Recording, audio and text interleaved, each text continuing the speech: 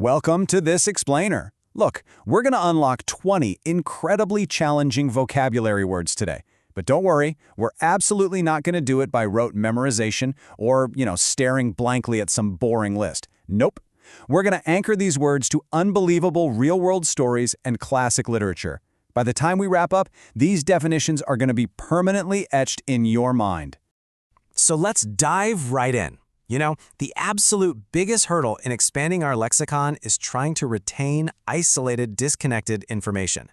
It's like a giant puzzle with missing pieces. When a word doesn't have context, it just slips right out of our brains. So we're going to fix that today by connecting these terms directly to true legends and classic drama. We're building a mental framework so you can see exactly how these words actually live and breathe in the wild. We're starting with words in action, and we're anchoring them to this quote. The babe's here, who's coming in second? That was said by the brash, brilliant, and incredibly confident athletic legend Mildred Babe Didrikson Zaharias. I mean, just imagine walking into a major professional tournament and genuinely asking the competition who plans on taking second place. That takes a level of self-assurance that is literally almost unmatched in history. All right, Section 1, The Legend of Babe. Let's look at the remarkable life of a woman who dominated practically every sport she touched, and we'll learn our first few vocabulary words along the way. Now, what's really fascinating here is seeing Babe in 1947. Just look at the sheer focus in her eyes. This was a time when she was quite literally changing the face of women's athletics against all odds. As a co-founder of the Ladies Professional Golf Association, she played with this fiery spirit that captivated millions. Just follow her trajectory with me for a second. In 1932, she takes home Olympic track gold. Then, by 1935, she's introduced to golf. Fast forward to 1950, and she completes the Women's Golf Grand Slam. This journey builds the grand narrative of her career, which actually brings us perfectly to our first official vocabulary word of the day. Her life honestly reads like a Hollywood script. It's a compelling narrative of overcoming unbelievable odds. A narrative is simply a story or a detailed report or having the quality of a story. And when you look at her achievements, you realize her narrative is one of absolute dominance, especially when she caused absolute chaos on the golf greens. Which brings us to Havoc. Havoc means very great destruction, ruin, or just great confusion and disorder. The source material describes this famous moment. When Babe won the 18th hole at a major tournament, hitting a brilliant hole-in-one, her fans just rushed forward. They created total havoc, great confusion and disorder in their sheer excitement and adoration. But golf was just one chapter in her narrative. Her many talents across swimming, tennis, diving, baseball, and bowling were legendary and practically innumerable. Innumerable means exactly what it sounds like, too many to even count. Seriously, if you tried to list every single athletic award she ever won, you'd be counting for days. No one even came close to this lady. She possessed both incredible physical gifts and a gigantic heart of a champion. Gigantic meaning huge, giant or immense. And she really needed that gigantic heart, especially when she was diagnosed with cancer at the absolute height of her fame.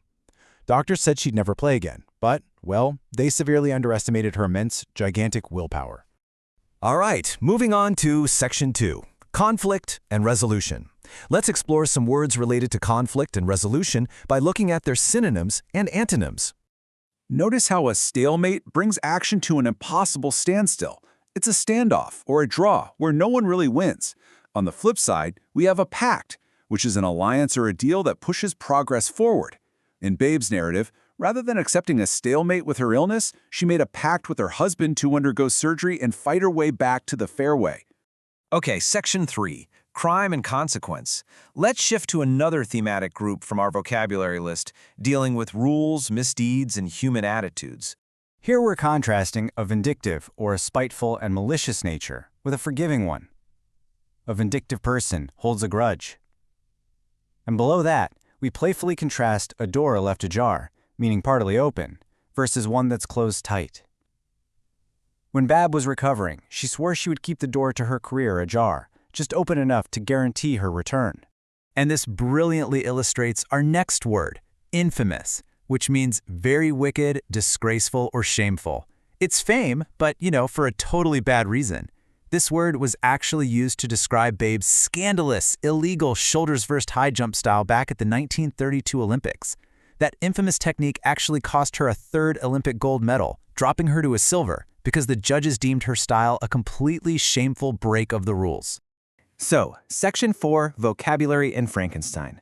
The crucial point here is context, and to prove it, we're shifting from the sunlit fairway to the shadowy world of Mary Shelley's classic. Seeing Boris Karloff here as the monster just immediately sets the eerie mood, doesn't it? What's really fascinating is how Mary Shelley intricately weaves our exact vocabulary words into her classic Gothic literature. She uses these words to build tension, dread, and atmosphere. Let's look at a direct excerpt from the novel. Listen to this exact sentence from the text. Mary Shelley writes, "The materials at present within my command hardly appeared adequate, but I doubted not that I should ultimately succeed." Here, the overly ambitious creator is looking around his grim laboratory, basically assessing the dark, unholy materials he's gathered to build his creature. Now, I want you to think about this question for a second, based purely on the sentence structure. If his supplies hardly appeared adequate, but he felt he would succeed anyway, what does that context clue tell us about the word's meaning?